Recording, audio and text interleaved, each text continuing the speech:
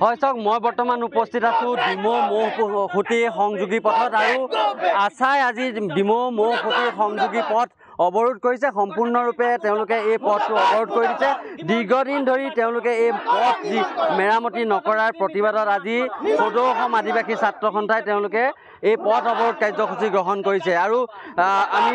জনাবলৈ বিচাৰিছোঁ যে কিছু মুহূৰ্তৰ পূৰ্বে এই অৱৰোধ কাৰ্যসূচীত বিধায়ক সুশান্ত বৰগোহাঁই উপস্থিত আছিল আৰু তেখেতে ইতিমধ্যে আশ্বাস দিছে যে খুব কম দিনৰ ভিতৰতে তেওঁলোকে এই পথ নিৰ্মাণ কৰি দিব কাৰণ ইতিমধ্যে এই পথ নিৰ্মাণ কৰাৰ প্ৰক্ৰিয়া আৰম্ভ হৈছে সদৌ অসম আদিবাসী ছাত্ৰ সন্থাৰ বিষয়ববীয়া আছে আমি তেওঁলোকৰ ওচৰলৈ যাম এই প্ৰতিবাদ আজি কৰিছে মৌখুটি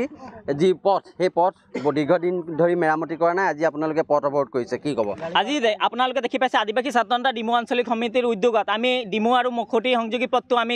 অৱৰোধ কৰিবলৈ বাধ্য হৈছোঁ কাৰণ ইয়াত ডিমৌৰ পৰা আপোনালোকে মৌখুটি সংযোগী পথটো দেখিবলৈ পাইছে বৃহৎ গাঁত সৃষ্টি হৈছে আৰু বহুতো দুৰ্ঘটনা আজি বৰ্তমানলৈকে সংঘটিত হৈছে তাৰ ফলত বহুতো ব্যক্তিৰ হাত ভৰি ভাঙিব লগা হৈছে আমি বাধ্য হৈ আজি এই পথটো অৱৰোধ কৰিছোঁ যাতে আৰু 15 দিনৰ সময়সীমা গড়কাপ্তানি বিভাগক বান্ধি দিছোঁ যদি 15 দিনৰ ভিতৰত যদি গড়কাপ্তানি বিভাগে এই পথটো যদি নিৰ্মাণ কৰিবলৈ নোৱাৰে তেনেহ'লে আমি ডিমৌৰ গড়কাপ্তানি বিভাগ যি বিভাগ অফিচ আছে এই অফিচ আমি তলা বন্ধ কৰিবলৈ আমি বাধ্য হ'ম কিছু মুহূৰ্তৰ পূৰ্বে বিধায়ক আহিছিলে আৰু এই যি পথ অৱৰোধ কাৰ্যসূচী আছে তেওঁ ইয়াতে অৱৰোধ হ'বলগীয়া হৈছিলে তেওঁ কি আশ্বাস দিলে তেওঁ আশ্বাস দিছে যে 2-3 দিনৰ ভিতৰত আমি এই পথটো আমি নিৰ্মাণ কৰিবলৈ আৰম্ভ কৰিম কিন্তু আজি তেওঁ আমাৰ প্ৰতিবাদৰ সন্মুখীন হ'বলৈ তেওঁ প্ৰতিবাদৰ সন্মুখীন হোৱাৰ বাবে এই আশ্বাস দিছে নি আমাৰ কিন্তু বিশ্বাসত ল'ব নোৱাৰি অতদিনে তেওঁ এই পথটি দি অহা যোৱা কৰিছে কিন্তু আজিলৈকে তেওঁ এই পথটিৰ নিৰ্মাণৰ ক্ষেত্ৰত তেওঁ কোনো আওকাণ বা তেওঁলোকে গুৰুত্ব দিয়া দেখা পোৱা নগ'ল আজি আমি প্ৰতিবাদৰ সন্মুখীন হোৱাৰ বাবে তেওঁ এই আশ্বাস দিছে নি আমি বিশ্বাসত ল'ব নোৱাৰি এই কথাটো হয় কিছু মুহূৰ্তৰ পূৰ্বে ইতিমধ্যে বিধায়ক মহোদয়ে কৈছে যে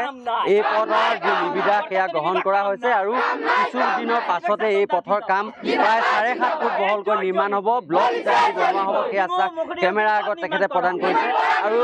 যেতিয়ালৈকে আচলতে আদিবাসী ছাত্ৰ সন্থাই তেওঁলোকে প্ৰতিবাদ কৰিছে যে গড়কাপ্তানি বিভাগে যদি এই পথ নিৰ্মাণ কৰি নিদিয়ে তেওঁলোকে তেতিয়াহ'লে গড়কাপ্তানি বিভাগৰ অফিচ তলাবন্ধ কাৰ্যসূচী গ্ৰহণ কৰিব